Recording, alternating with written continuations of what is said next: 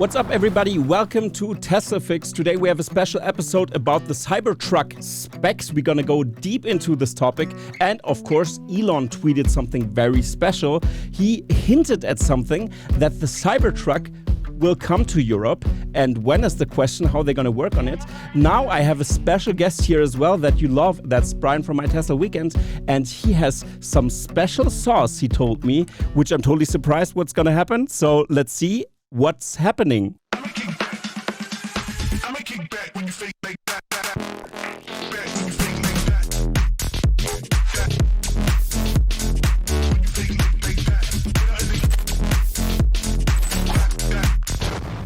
So Brian from My Tesla Weekend is here.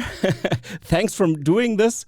I know you're still in Austin right now, which is special now. So don't mind, please, maybe the quality of the mic a little bit because he's recording by phone. But Brian, thank you very much for being on, and I'm happy to start this episode. So awesome. It's exciting here in Austin. And yes, I am staying at the low quality inn. So there's a little bit of road noise, and I apologize for that. But we're going to get through it. Yeah, absolutely. So, Brian, we've heard now the event is over and everything was pretty crazy. I would say we start with the specs of the Cybertruck because we were speculating on our stream that we did together. Sadly, it was a little bit janky, but it kind of worked out. You didn't have time, of course, because you attended all the great events. How was your impression of the Cybertruck event? The Cybertruck event itself felt a little bit short. And an interesting theory I read on X was that because of the very serious threat of a mass shooting, welcome to America, it may have been something that Elon chose to cut short for public safety reasons, because you don't always know the full picture as the story's unfolding. Mm-hmm. It was a threat of a large incident, and I think he wanted to just steamroll through it and get it done and be done with it. There was a lot more information we were hoping to see, and it was, and people said, "Yeah, price and specs." No, I think that was left out on purpose to make you go to the website, which everyone did. And whoever's running their web stuff, you're doing a great job because it didn't crash. It didn't hesitate. So they're doing fantastic work there. Good job on that. So yeah, my impressions are it's exactly what I expected. Do you remember what I said the price and rollout model would be? Because I'm pretty sure I nailed it to the penny, as I do. When it comes to guessing numbers, you have to understand it's not a guess. It's not a guess. Yeah.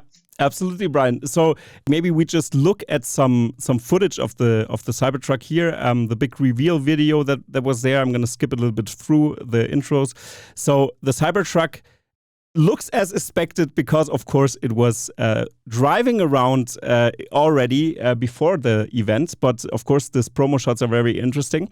But maybe we can jump into the specs. Of course, what the Cybertruck is capable of. They've had the same design like in the showroom, so nothing surprising there.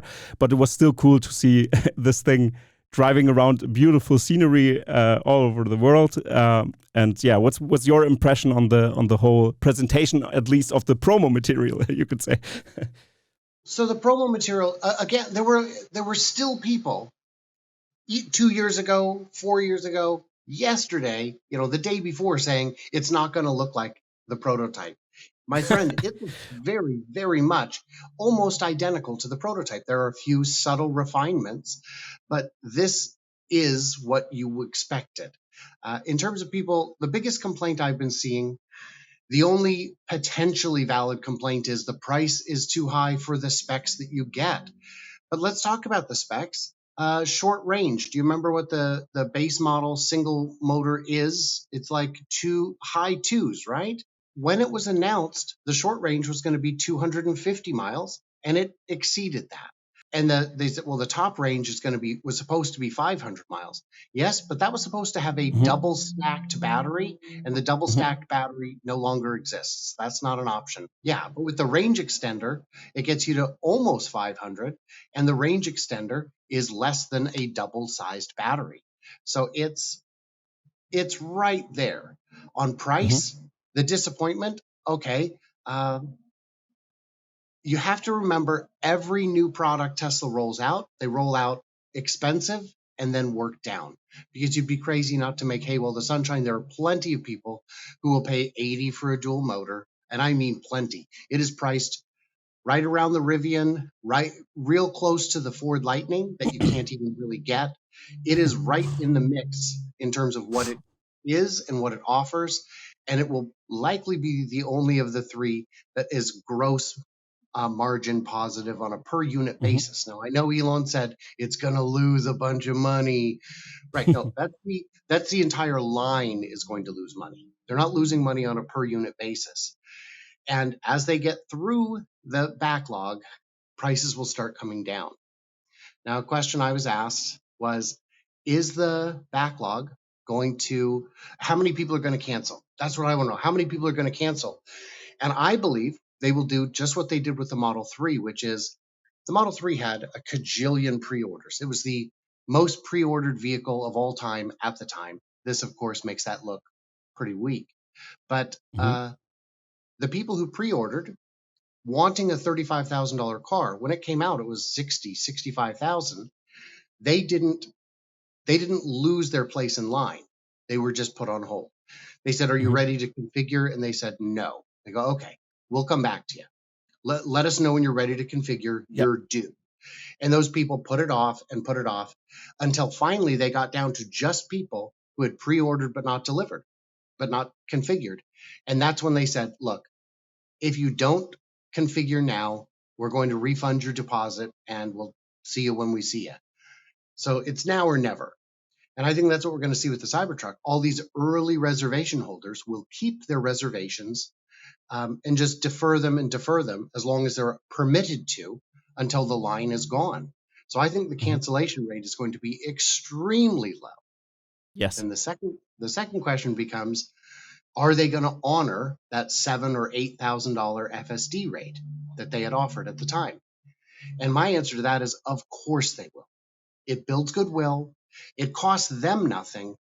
And the take rate is going to be very high. It's going to be more than double. They will make more money selling more of them at 7,000 because people, what a bargain. It's $5,000 off. At this point, I'd be losing money. Well, maybe not, but you get some percentage of that back on your resale, about 40% of it.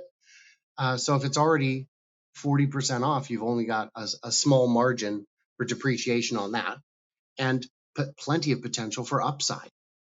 So I Yeah. think those are big factors to keep in mind. Absolutely, and it's also ridiculous that people like the only thing that people now can tear up of the Cybertruck is actually the range is a big thing that people are still complaining about, and the other thing that I've heard, oh, this automatic thumbs up thing is very strange sometimes, but is of course the price, and you've mentioned the price already, and you've nailed it absolutely with your price predictions, Brian. So here's again the price of the rear wheel model that's going to be produced in 2025 or available in 2025 actually. How do you feel about the price? I mean, we had inflation, guys. Remember that as well. So inflation is around, I would say, 10K or something. You could add on to that the initial price of the Cybertruck before. So Right. yeah, The how number is your that view I on the saw, price? yeah, fine. I feel fine about it for a few reasons. The number I saw was something like the 40,000 would actually be 48,000 now. I don't know if that sounds Hmm. about right. Uh, Hmm. but also, when the Cybertruck was unveiled, it was abundantly clear to buyers that the $7,500 credit would not exist when the Cybertruck hit the roads because it was already in phase out. It was unveiled, so it was clear that the truck would never have the 7,500. So right there, you Hmm. can take 7,500 off. You're down to 52,000. And the gap between inflation and 52,000 is only $4,000. That's a 10% All right. difference. That's a hell of a Hmm. deal. Now, the all-wheel Yeah. drive was supposed to be, wasn't it 50,000 basically? And 50 to 80 is a bigger stretch. Even 50 to 72,000 is a bigger stretch. Inflation closes it a bit, but again, this is the first day of the first deliveries. It will come down in price, but there is no reason to go for low margins when you have 2 million orders waiting. Yeah, that's true. And of course, one thing that people always misconcept with Tesla. Tesla doesn't sell cars without a profit. That's what you've said time and time again, and also here on the show already. So Tesla will take profits of everything they're going to produce, and that's what they will always do. And you've also said this many times also here in this episode. I want to repeat that because I think it's so important that when the Model 3 was released, it was expensive, and then the money or the cost trickled down when they reached the production rate they needed to actually get the costs down, the COGS down. And we see that still. The base model, Model 3, is below 35,000 adjusted for inflation before you consider the added rebate available and other local costs available, and before you consider the fact that the base Model 3 doesn't exist anymore. Not the 35,000 they promised. This is a much nicer car. This has the premium sound that they've gotten rid of anything except premium sound. The SR Plus has more range than the SR was intended to originally. It's a better car for less money than people were expecting. And that is among the reasons they're selling like hotcakes. I would add that I have a Hertz Model 3 rental car for the week, and I have never driven a Model 3. It is the same as a Model Y, but lighter and smaller, and it's fun. It's a lot punchier. It feels like an electric go-kart on rails. It is a more fun car than the Model Y. Model Y is still a very fun car. The Model Y feels more like I expect a car to feel, and this feels like a toy. It's wonderful. I know what you mean. Also, I like that when you sit in it, that the front really isn't actually visible. You can really see everything. So yeah, very well. The back too. Out the back of a Model 3, the visibility is great. Now getting back to the Cybertruck, because the specs are now out, we know everything. You've already seen that time and time again. So also, I mean, the audience here in that case, and yeah, it is kind of expected more or less. Okay, we have this range issue, but how do you view that you can add actually a battery pack to the car to extend the battery life? How do you view that they're gonna provide this function? Because now we have 340 miles of range with the all-wheel drive, and the Cyber Beast has 320 miles range. So a little bit less, but it's more sportier in that sense. Yeah. Sure. So how do I feel about that? Great. Yeah. I think very few people will opt to buy that because very few people need it. I think the only people who will buy it are people who have very special use cases. And I'd say one of the biggest benefits to it is that battery pack is probably going to be significantly cheaper than power walls of comparable capacity. And if you are using this for vehicle to cabin, if you have a cabin, get rid of your generator. When you drive up on Friday, plug it into the truck, and you've got all the juice you need for the weekend, and then go home on Sunday. For that application, it's perfect. But I think we're going to see great reviews and very low adoption because it's a lot of money for something you generally don't need. Yeah, I agree. I agree. And now comparing also the specs here for 1 second again, is that cargo volume of 120.9 cubic feet. That's about 3,400 liters. Then the wheel size is 20 inches. The seating capacity seats 5 adults. That's nothing special, but we have any interesting things with the display because we have a 18.5-inch display in the front. And on the rear, 9.4 rear touchscreen that we've seen. The ground clearance is actually pretty insane. It's 17.44. But I don't want to go into all the details. When we've seen the Cybertruck on the road, we didn't really see in the back seat more or less. And how do you view the center back screen there? The back screen, it looks fine. It looks just like I would expect it to based on what we've seen with the Model 3 and the Models S and X, the refresh on all three of those. The big news in the back seat is, I don't know if you know this, but the part that you sit on can fold up so that you have huge climate controlled cargo space behind you. And That's crazy. unlike some trucks where those folding seats, that if a lot Hmm. of times when they fold, they're desperately uncomfortable. These are real proper seats that you can flip up, and now you've Hmm. got a vast amount of cargo space behind you. You could put a Hmm. little bed in there sideways and take a nap. Yeah, that's pretty cool. I mean, the Cybertruck has many features that wasn't unveiled, but of course, the big news here was that okay, if you have a threat of a shooting over there, of course you cannot show off the car and everything. You have to make be pretty fast actually to get the event rolling. But I assume that they could have shown stuff like this as well, or even go more into detail. The presentation probably was pretty much cut. But yeah, it's pretty cool that the Cybertruck finally is out and has these great features that we've seen. The range extender, I think, also is so interesting because it's not fixed. You can take it out and in, and if you have a longer trip, you can just put it in.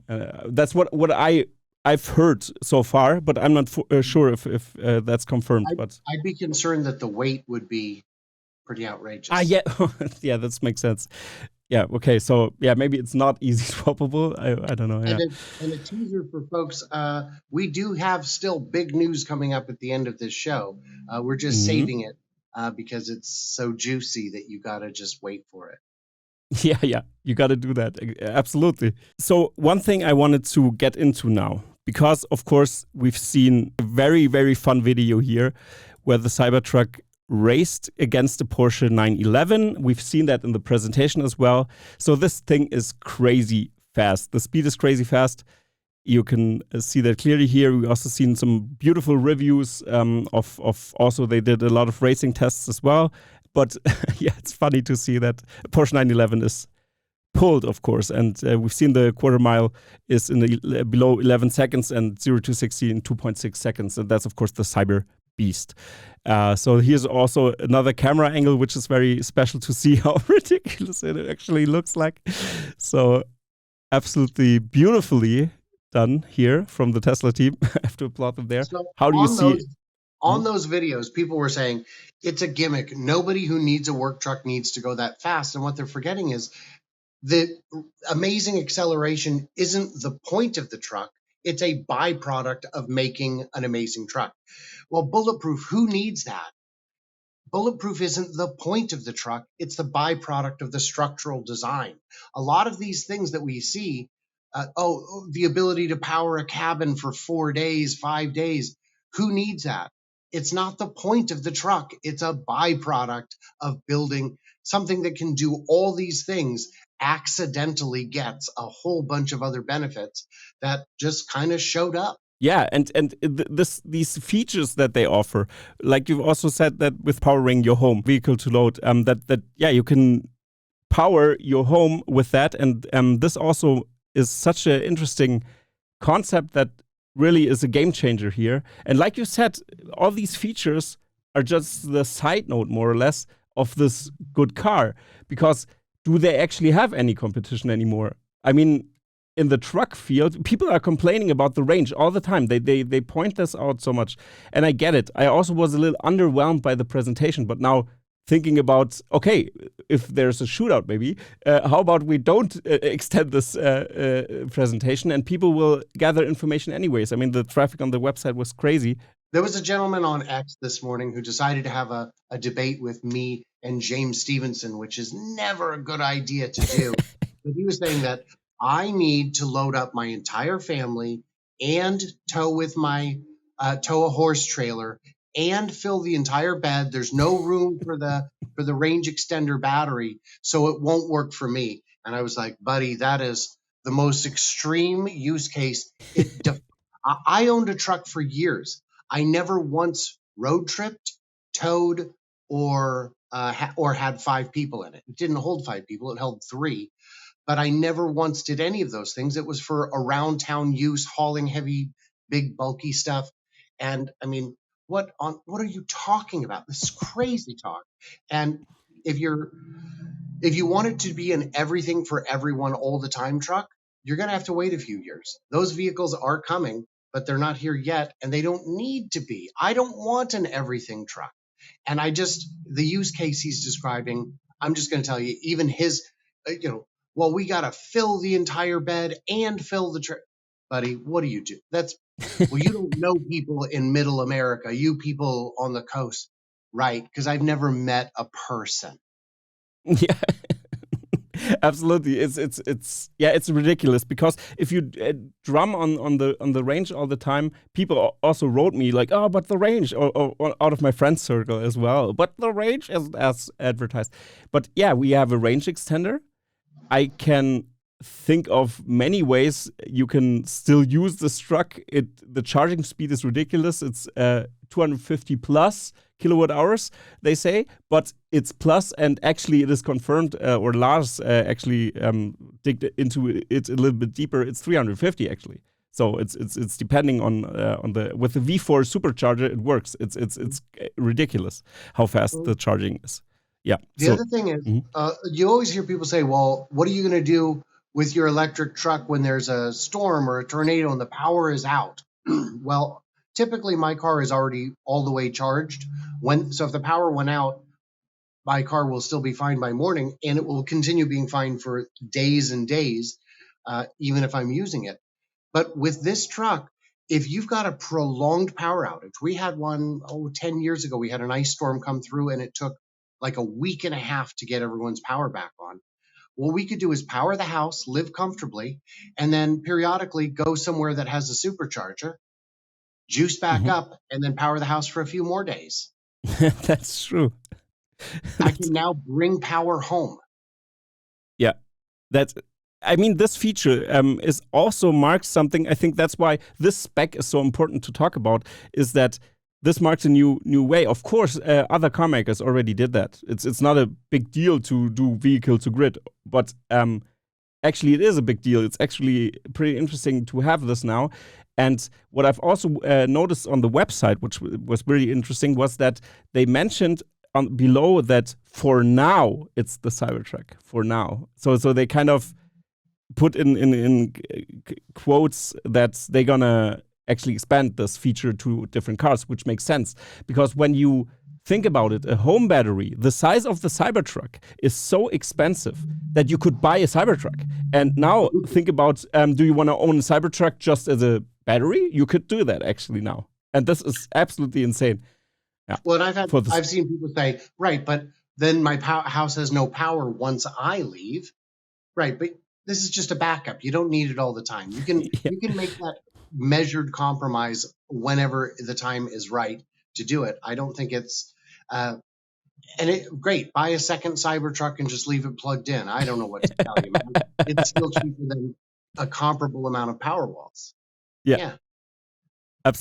Absolutely. So pretty interesting stuff. And I think the last thing I wanted to focus on is the towing for 1 second, because it can tow 1,100 pounds, or 11,000. Sorry, 11,000, not 100. Sorry, 11,000 pounds, which is. You can also tow 1,100, but I mean, it can. This. I don't have a good frame of reference on the towing, on how much towing you need. I don't know. I've never really had to tow. It sounds like a reasonable amount. I don't know. It seems reasonable. Yeah, and I mean, here's the truck pull that they did, which is pretty interesting. This test that they pulled up, and what you can really see that it is 2.9 seconds fast from 0 to 60 with the towing capability of no other truck out there, more or less. I mean, I don't know if there's a better diesel truck or something that could do that, but they also used a pretty heavy one that actually towed very much. And if you can see here, the Cybertruck, wait a second, over here, it towed this thing, whatever that is. It's for me, I don't have a reference point. I'm not a truck guy, but it's crazy how much this thing can pull. So let me tell you what's going on. 380 feet. Yeah. I've seen tractor pulls before, but when I saw this video, I said I don't have enough information to know what the doubters are going to say. So let me Hmm. start asking everyone. And here in Texas, it may surprise you, a lot of people have information about truck pulls. Yeah. So this sled that he's pulling is designed specifically for this. And you see there's a big heavy weight on it. And what that weight does is over a fixed period of time moves forward, shifting the load from the wheels of that trailer into the plow of that trailer. Meaning one reason the Cybertruck is able to dominate this race is because it got off the line so much quicker than the other guys when the weight was Ah. Mhm. still all the way back. If you had a, a a diesel truck, no matter how much power you have, is not going to have low end torque the way an electric truck will, which is why even the Rivian, which is capable, but in no way meatier than an F-350, the Rivian Mhm. still did very, very well in this competition. Mhm. Um, and the reason the Cybertruck didn't go even farther is because you run out of traction. You reach a point Mhm. where it just you can't pull the Empire State Building; it's attached. So yeah, Yeah. there is no trick to it. It just got off the line quicker, and that's what allowed it to dominate that test. Mhm. Interesting. So Kyle also Connor so. from Out of Spec Motoring, sorry, Mhm. Kyle Connor from Out No, of it's Spec Motoring is desperate to get his hands on a Cybertruck. If anybody has one, he will fly anywhere in the country to come and test it. Because what he wants to do is he wants to recreate that tug of war with the F-150 and with a Lightning and with anything else he can get his hands on. He oh, wants to do crazy. some real hardcore testing, and he will buy your truck from you. He will rent your truck from you. He will take you out to lunch anywhere you want. Just let him do it. He'll book a ticket right now and be there. So he will have that video shortly, I am sure, and it's going to be. He does great tests. It's going to be exciting. Yeah, that's actually crazy. The that he gonna go so much length. So please make this happen. Anyone who listens to this and has the Cybertruck on his hand. All 10 of you, listen up. Absolutely. Brian, the last part that I wanted to get in now is, of course, the European regulation. And I know we're desperate for the secrets that Brian brought us today. He had so much juicy details and he has to go in this. And I want to start off the segment with the specs. And now we're going to transition to the specs because I want to know, is the Cybertruck coming to Europe? And of course, we've got a pretty nice and interesting response from Elon Musk himself that, yeah, they are on it to getting this. So this was today a news that went out there. I'm gonna look if I can pull it up. But before we do that, I want to show the specs again. And because there's one thing that is highly critical for the European release of the Cybertruck. And that's maybe you can say something because I already talked about that so much. Maybe you have already some insight there. Sure. So there were three things that came up that I kept hearing. One was that the blinkers are not compliant because they're the wrong color. That that is so easy to fix. That is ridiculous. And that to suggest that a parts supplier can't make amber turn lights is an insult to the entire history of industrialization. The next was that the headlights are at the wrong angle, or at the wrong height. European Hmm. regulations on headlights are not only strict, but different than in other places. They require the beam to be at a higher angle than Hmm. you would necessarily see in the Hmm. US. And Hmm. if the headlights are all the way up here and at a Hmm. higher angle, they're going to be a Hmm. road hazard. You're going to blind everyone. And what we Hmm. found at the event was that that top light bar is your daytime running lights. It's decorative. The real headlights are all the way down in the bumper where you and I were talking about Yep. just last week. We Yep. knew that was the case. But now we have confirmation the headlights are at the right height to be Hmm. road legal in any country. Yeah. And The third issue, go ahead. yeah. No. Please go on. I just wanted to pull up a picture of the headlights here. You can Sure. still go on. Yeah. The third issue is uh, crash crash safety. And I don't mean Mm-hmm. for the occupants, I mean for everyone other than the occupants. I mean for the Mm-hmm. pedestrians and for the other motorists. And that remains a question mark. And I know from conversations with Tesla employees who have the legal department in Europe has already been told to work on it and get it figured out. And the legal department in Europe is not excited. They are desperately concerned about how this is going to work. I don't know if they have seen all the crash test footage that's been done here. I don't know Mm-hmm. if there is additional crash testing that they can do to Mm-hmm. convince them that this is not going to be something that won't, that you don't want to ship 5,000 over and then find you can't deliver them and have to Mm-hmm. ship them back. But Mm-hmm. there could, you know, it will be known. And if for some reason it is too sharp, and I keep hearing that, well, it's sharp, the edges are sharp. Physics doesn't care as much about the angle of what hits you. It's not a spear. A spear would cause harm. It's still blunt compared to the shape of human flesh. Mm-hmm. But we're seeing this vehicle does not have as much give as you might like. The Yep. rollover tests, beautiful. It's not going to roll. That is fantastic for a truck. Mm-hmm. But boy, that is rigid. That is one rigid structure. So this is very important. There are three main topics because it's the weight that was problematic for many Germans and Europeans. We now know that because we know actually now the weight is around 3.1 tons. That's why I say that in tons. It's the how much it is actually here you can see the translated specs. You can screenshot that. Maybe the weight here is 6.6 pounds, of course. And that's around 2.9 tons around that. And the Cyber Beast is 6,800 pounds with 3.1 tons. That's the biggest number that we have. So The metric tons. Metric tons, yeah, sorry.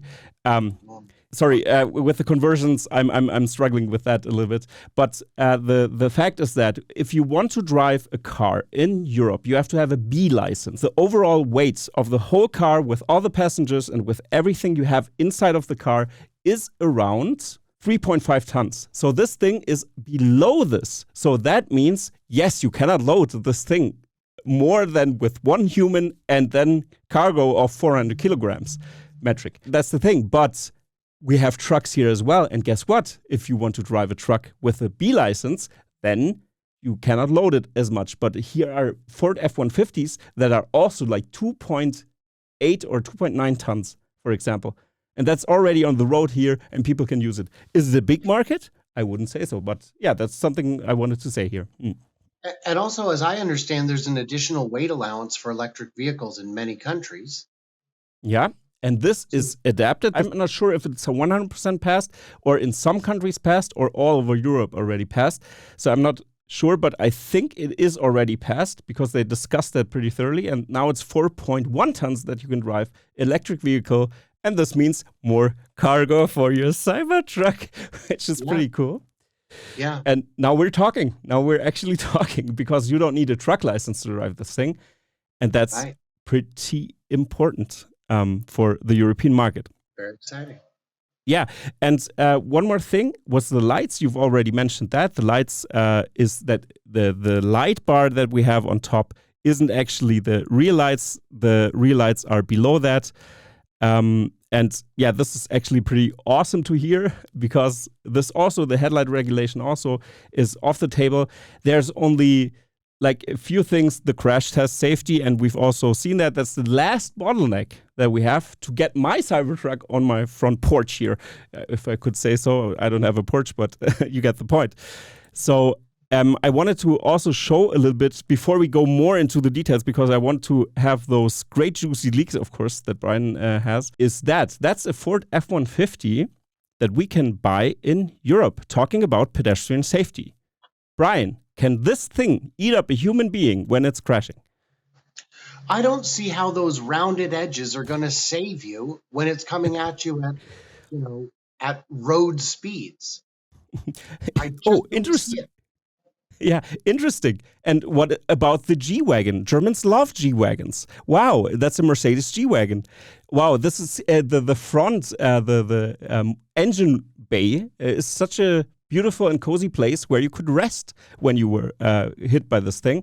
So even if you compare the G-Wagon now with the Cybertruck crash, which was pretty interesting, is that actually, look how much it crumbles, like this. I mean, it's about the edges here that we can see here that might be problematic, but they rounded off the Cybertruck everywhere, which is a good thing because there are some regulations about this. Going back to the G-Wagon, I get it. Mhm. You guys don't like triangles, but somehow a vehicle inspired by the shape of SpongeBob SquarePants is great. It doesn't make sense. I saw my first G-Wagon on the road yesterday, and it was interesting. But if this is road legal, that has less give than a Cybertruck. Is Mhm. just as heavy, I imagine, and Mhm. is gonna kill you. Yeah, and one last thing here that I wanted to mention is look at the height of the person. I mean, I don't know how tall he is, but He's also standing that's on a the hood. huge hood. And if you look at the Cybertruck, when you stand in front of a Cybertruck, do you think your hip is maybe on that height? So that means you can roll over a Cybertruck much more easier, and that's much more safer than being eaten up by a Ford F-150 that has a huge engine block. Guys, I just can't wanted tell to from say. the picture, but is he standing up on a curb or is he on the pavement? It's on the pavement. I think it's just a Oh, line, but it could be. just a line. But no, the trucks are very tall. Unlike the F-150, the Cybertruck, unless you're in off-road mode, is going to be lower down. It automatically lowers to reduce aerodynamic drag. Yeah, yeah.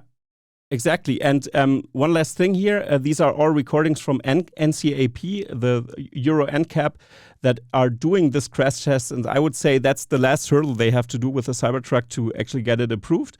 And like you already leaked, you hinted at that this thing is in the works. The lawyers are on it, which is a huge, big deal, actually. That means the tweet that Elon put out is actually pretty close to the things that they are already working on. So this means maybe they're gonna release the Cybertruck earlier than we are thinking because the size, the weight, everything fits, everything is cool. It's just pedestrian safety. That's the last bottleneck that we have to come over to see that. And the interesting thing is I wanted to show here for 1 second is, of course, that's a very popular type of vehicle. That's a multivan. It's a hybrid multivan from VW. And if you look at the thing, guys, it's also tall. Is that pedestrian safe? I'm not sure. And the engine block is going to be pushed inside of the cabin, which is another thing that people don't really put into account. That we have just in front of the Cybertruck, there's just a frunk. So nothing is pushed into the cabin. So I would say the crash test is the last big bottleneck for Europe. But now, Brian, please go on with your story. Because Brian was not invited to the Cybertruck event. And now we're going to come to the leaks. He already hinted at that for the regulation of Europe, which is very important. But Brian, now you have the stance. You've heard it here first or second, depending on how it's going to go. So Brian, please tell the audience what was happening. So we're going to see the big news. Oh, you want the whole thing is my buddy Paul said, I know a little place we can go that's real quiet on Fridays. It's a brewery. They've got some, great beer on tap. And we head over there. And when we get there, the parking lot is packed. There's a guy directing traffic. And I said, boy, there's an inordinate number of Teslas here. And he said, you know, it's Austin. I said, yeah, I know what Austin is. This is an inordinate number. And we get up to we start walking in and a guy says, you're here for the private event. And we said, yep, that's us. So we went on in and it was a Tesla employee Christmas party. So we hung out, made some new friends, chatted up some great folks, and listened in on some interesting tales and found out a number of interesting things. Yeah, mm-hmm. Yeah, that's more or less all you can say here. I mean, you've hinted at some stuff already, but I don't want to spoil everything because Brian has a video coming up that's gonna be more in depth. But maybe you can give some nuggets out of that. Well, the big thing is that I was able to talk to someone there who confirmed that the lawyers in Europe are working on it and have been for some time now, many months at least. It's not just something Elon wants and you want, it's something that has been actually put in motion. Does that mean it's definitely going to happen? No, but it means they want to. There's so many orders in North America already. The other good news is because it's steer by wire, that means you can have right-hand drive. That means exactly. UK is applauding now. Yeah, UK, Australia's applauding, New Zealand is applauding. North Korea is required to applaud. I don't know which side of the road they drive on, but it doesn't matter because they don't have cars. But their applause is very orchestrated. Yeah, it's very choreographed. There were other things in my notes that I was able to take that will be coming out over time, but it's very interesting. The biggest takeaway I got, because you always hear an anecdote from a guy who knows a guy who works at Tesla, and they always, oh, everyone there hates it, they're jumping ship. And that is not the vibe, my friend. I've met many Tesla employees in a variety of settings, in a variety of positions, and all of them have an opinion of him that is even higher than what you and I have, where they look at it, where Elon will come in and see a problem and say, here's three things I would do, and also reconsider this one. And then he leaves and they're sitting there going, it looks so obvious when he says it, but yeah, that's what we need to do. He's better at this than we are, which is, for an employee who doesn't know who I am, that's a very good endorsement. Absolutely. So I think, it's ridiculous how negative sometimes the news are still of the Cybertruck. They didn't really get it. So we have so many things now covered. We didn't cover that the Cybertruck has a 48-volt architecture. Maybe you can just comment on that for 1 second as well, because I want to get all the specs down for the audience here. I did hear someone saying, who cares? What's the big deal? And the answer is it's going to drop 50 pounds of copper from the vehicle. Doesn't sound like much. You're making $1 million a year. That's a 500 million pounds of copper saved over 10 years. Pretty soon it starts to add up. And it also means that things like your winch motor can now be significantly smaller, because the higher the voltage, the smaller the motor can be. And it's going to be better for everything. One thing I will mention is that the reason the air compressor, onboard air compressor, is gone is because apparently the way air suspension works and the way an air compressor works would require it to have two systems instead of one. Oh, okay. So that's why that feature disappeared. Awesome to hear that. I mean, the 48-volt architecture is the holy grail almost for the legacy car manufacturers as well. They didn't switch because it was convenient not to switch. They could have switched. And one thing that we've heard, the Tesla sent out a pamphlet. Maybe you could talk about. Yeah, they apparently said, look, I know the transition to 48 volts is going to be painful. I know it's going to be expensive. We made a manual on how to do it, all the things you need to know, all the architecture, and we're going to offer it to you for the low price of nothing,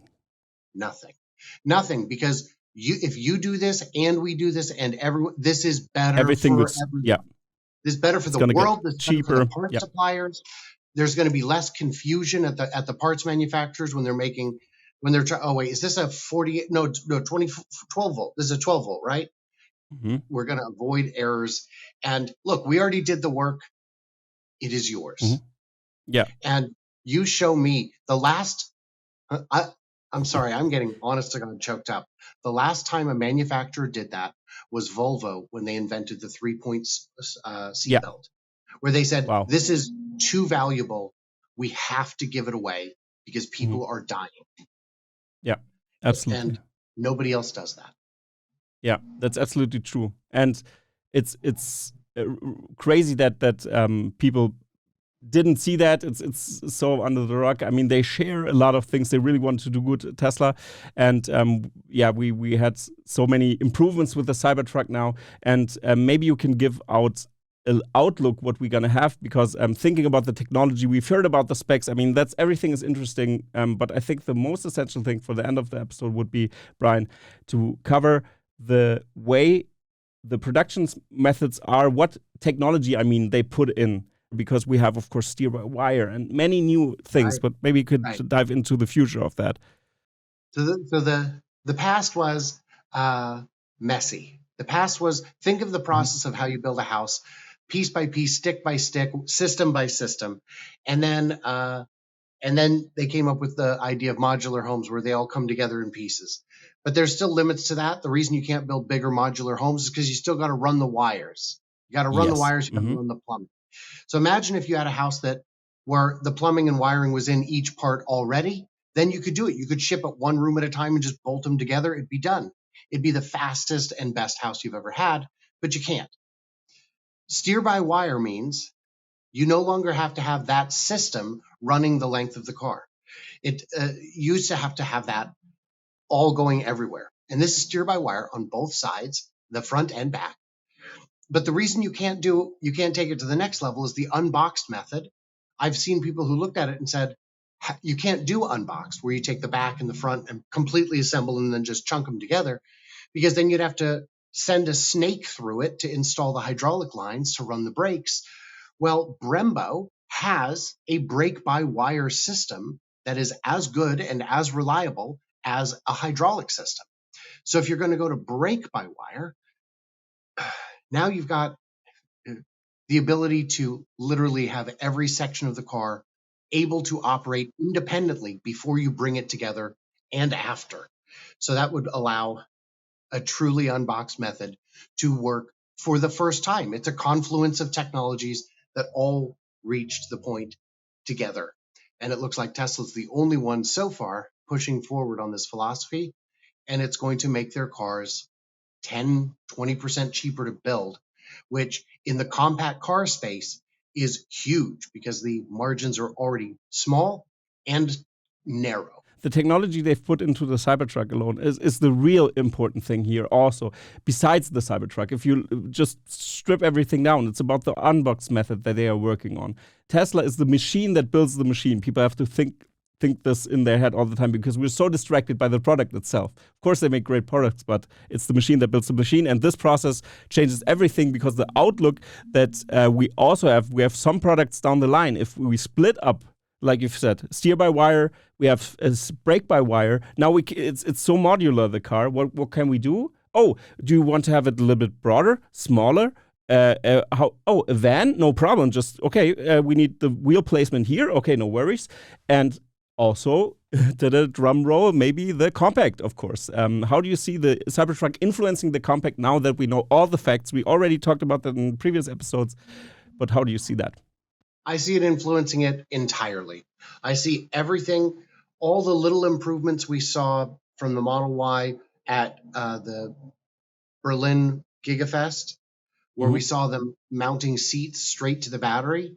All those little changes made it forward into the next designs at Tesla. And everything all of the efficiency gains we've seen with the Cybertruck, the gigacastings, definitely the structural battery, maybe some structural components that are easier to put together.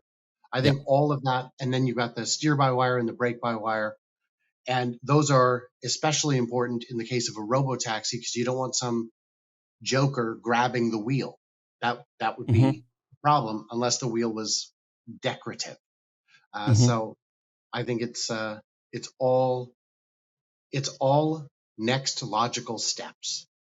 Absolutely. So you've heard it here. We covered everything that we could have. We have the 48-volt architecture. We have steer-by-wire. We have so many things. Steer-by-wire for the European regulations is a little bit tricky. They also have to get approval for something like this as well. But this was already done, so nothing to worry about here. I hope I get somebody sometime on who can talk about stuff like this. I might have somebody, but I won't spoil it. It's very soon that I wanted to upload that. So, Brian, thank you very much for covering everything. Thank you very much for spilling the beans in the sense of the Cybertruck and talking a little bit about the small anecdote that you have your great present that you've stumbled into because you weren't invited to the Cybertruck event and didn't have a possibility to go there. So I'm pretty stoked for you that you're gonna cover this, and I'm gonna link the video, of course, that Brian was mentioning, his real story, the bigger one, on his channel as well.